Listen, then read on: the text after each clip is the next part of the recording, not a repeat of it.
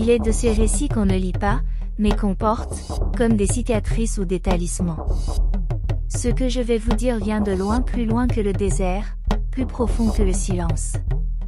Au cœur de l'Afrique, là où le soleil danse avec la poussière. Dans un village nommé Koulabougou, vivait une fille aux yeux pleins d'étoiles. Elle n'était pas reine, ni sorcière, ni guerrière, mais elle portait en elle un feu. Celui de l'espoir, celui du savoir, celui qui pousse les cœurs à se lever malgré la sécheresse. Ce récit est une mémoire, mais aussi une leçon. Une leçon de courage, de sacrifice, de lien. Alors, rapprochez-vous du feu.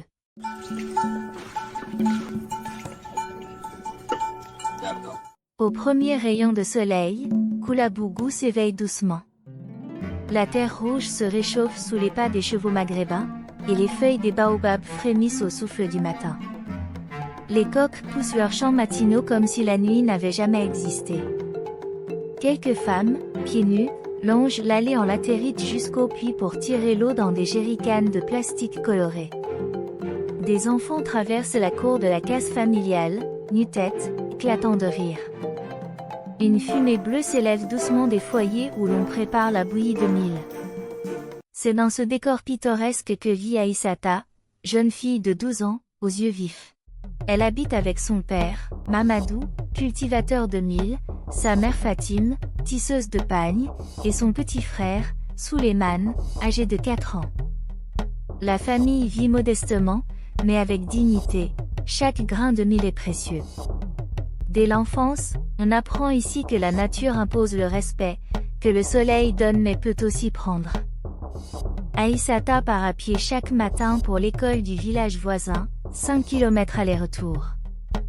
Elle glisse sur son dos un sac usé, contenant ses cahiers aux pages cornées, un bâton de craie, et l'aube de son rêve, devenir enseignante. Chez elle, personne n'a eu accès à l'instruction au-delà du primaire. Elle veut changer cela pour sa génération, et pour les suivantes. La matinée est douce, mais la chaleur monte vite. En classe, Aïssata suit attentivement les explications de Ndéri, le maître traditionnel. Elle note chaque leçon, recopie les proverbes ouest-africains. À la pause, elle échange un morceau de pain de maïs avec ses camarades contre un brin de salade du potager. Tout cela paraît paisible, ordinaire, jusqu'à ce qu'un événement vienne bouleverser cet univers soigneusement tissé. De retour au village, Mamadou carillonne comme à l'accoutumée. Il fauche le nez sur sa petite parcelle, lance ses songes vers la future récolte. Fatim tisse, riant doucement avec les voisines au rythme des motifs géométriques. Et Souleymane construit des mini-totems de bois et de pierre au bord du sentier. Le village vibre d'une lente harmonie. Un soir, après un orage léger, un craquement inquiétant retentit. Le village entier accourt vers le puits communal, cœur de la vie locale. La margelle s'est effondrée. La cavité est béante, infranchissable. L'eau, devenue très rare, disparaît. On découvre que la nappe phréatique s'est abaissée depuis plusieurs mois. À peine la nouvelle se répand qu'elle engendre la panique. Les enfants attrapent des maladies liées à la déshydratation. Les champs de mil jaunissent. Sans eau, tout s'effrite, les cycles agricoles s'interrompent, le poulain de la voisine meurt, les plantes flétrissent. La communauté reste soudée, mais le moral chancelle. Aïssata, assise sous un baobab, regarde ses cahiers trembler sous le souffle de l'aube.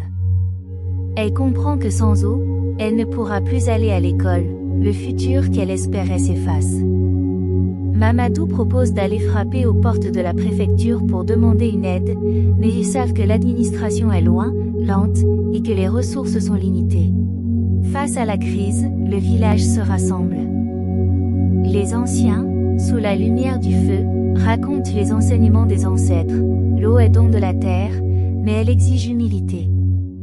Les femmes apportent des calebasses pleines des maigres réserves. Les enfants aident à balayer, transporter la terre ou creuser des rigoles. Mamadou vend quelques sacs de mil et prête l'argent pour acheter une pelle forgée au village voisin. Aïssata, le cœur serré mais plein d'espoir, prend une décision courageuse. Elle vend ses cahiers et ses stylos pour prendre part à l'effort. Elle donne son petit sac scolaire à Suleiman, sachant qu'il ne comprendrait pas ses rêves.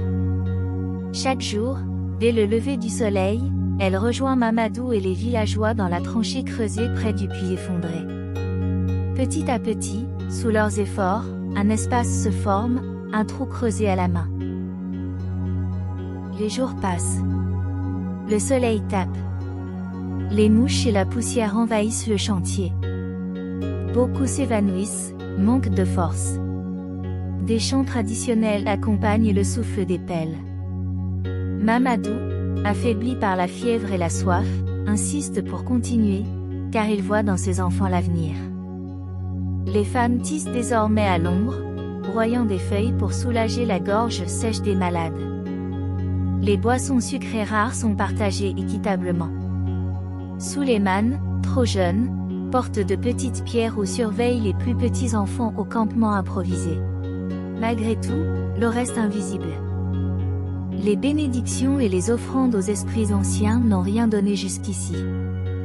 Les récoltes restent maigres, les plantes desséchées. Aïssata pleure parfois dans son coussinet de paille, mais elle serre les dents, elle croit en la promesse des larmes transformées en pluie. Un matin, Aïssata comprend ce que son père tente de lui dire sans mots, il est trop faible.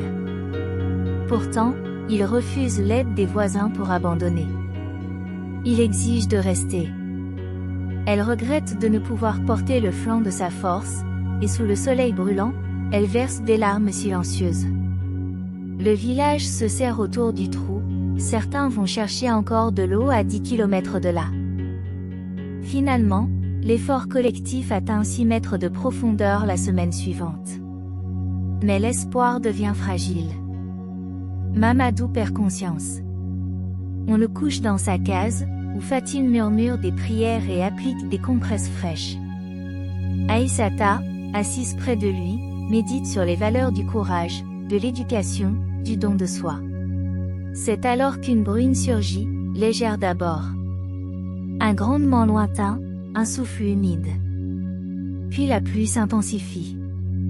C'est comme si le ciel s'ouvrait sur le village. L'eau commence à perler dans le trou creusé. Les villageois, épuisés mais émerveillés, arrêtent leurs pelles. L'eau affleure. Elle déborde, nourrit des mares, ruisselle dans les crevasses, perle dans les mains assoiffées. L'ivresse de la délivrance s'empare de tous. Mamadou, entendant le bruit de la pluie, ouvre les yeux. Il sourit faiblement.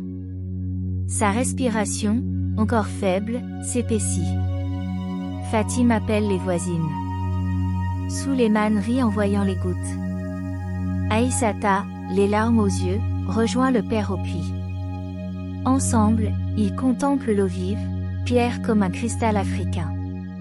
Le village vibre d'un bonheur retrouvé.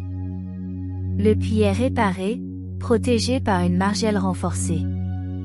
Les habitants s'organisent pour répartir l'eau équitablement. Une source jaillit même en périphérie, grâce à l'engouement collectif. Les cultures reprennent, les animaux boivent, les enfants courent dans l'eau fraîche. Aïssata retourne à l'école dès que ses ressources le permettent. Elle raconte son histoire à ses camarades, une histoire de solidarité, d'effort, de courage, de sacrifice. Le maître Ndéheri est émerveillé. Et elle le sait, un jour, elle reviendra enseigner ici même, pour que nul enfant ne renonce à son rêve faute d'eau ou de cahiers. Mamadou, bien que fragile, reprend doucement des forces. Il s'occupe de ses champs avec espoir. Fatime tisse de nouveaux pagnes, décorés de motifs rappelant la pluie, les mains, la communauté. Suleiman rit sous le baobab, s'amuse à sauter dans les flaques laissées par la pluie. Le village entier rayonne. Quelques mois plus tard, des représentants de la préfecture viennent inaugurer un nouveau système de captage et un réservoir solaire. Des journalistes locaux écrivent sur le village de Koulabougou comme exemple de résilience. Mais la fierté principale vient de la population elle-même, elle a construit son salut. Aïssata, désormais âgée de 13 ans, organise un club de lecture pour les enfants plus jeunes. Elle y enseigne des chants, des mathématiques, l'histoire de l'effondrement du puits, et de la pluie. Elle promet à Suleiman qu'il sera sculpteur sur bois s'il veut, mais qu'il ira à l'école. Mamadou et Fatim attendent leur fille lors de la journée scolaire inaugurale, émus et fiers. L'histoire s'achève sur un coucher de soleil flamboyant. Les baobabs se dessinent en ombre chinoise. Le puits brille sous les lanternes, les pagnes multicolores flottent dans la brise chaude du soir. Une chanson montante s'élève, célébrant la vie retrouvée. L'eau coule à nouveau, l'espoir est planté comme un arbre, et les racines du village plongent dans un avenir désaltéré.